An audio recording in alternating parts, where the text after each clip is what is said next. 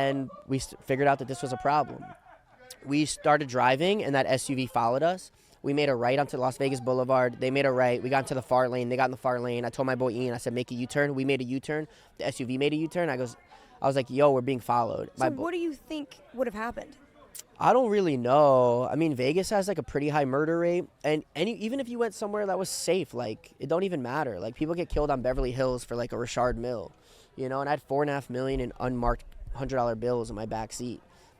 I don't really know, and I don't know. What was so in that moment when I'm assuming after that U-turn is when you were like for sure, like this is it, like they're for sure following me. And did you think you're gonna assume that they were with the casino?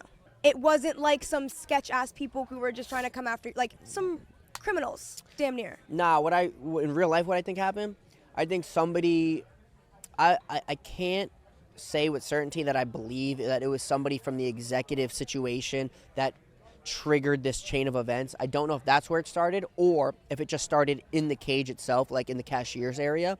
Somebody tipped somebody off to let them know that I was walking out $4.5 million in cash. Yeah.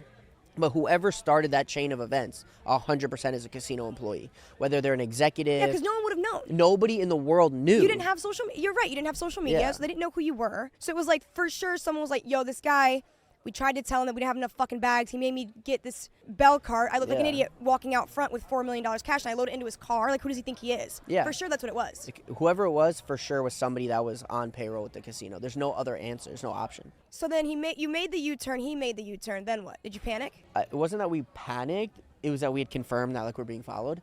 And so my boy stomped on it, and we're weaving in and out. We get in a high-speed pursuit up Las Vegas Boulevard. Did you call the cops? Nah, I'm not a cop caller.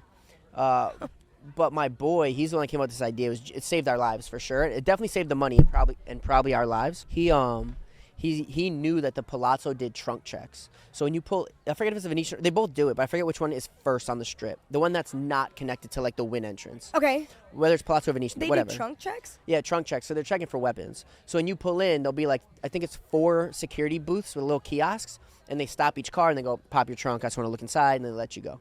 So we pulled up to it. We have the cash visible, stacked in the back seat. And security comes over to do the trunk check. He's coming over to the window to say, pop your trunk. And I go, hey, man, don't be suspicious. Look in the back seat. He looks, sees the cash. I go, there's an SUV, couple cars back.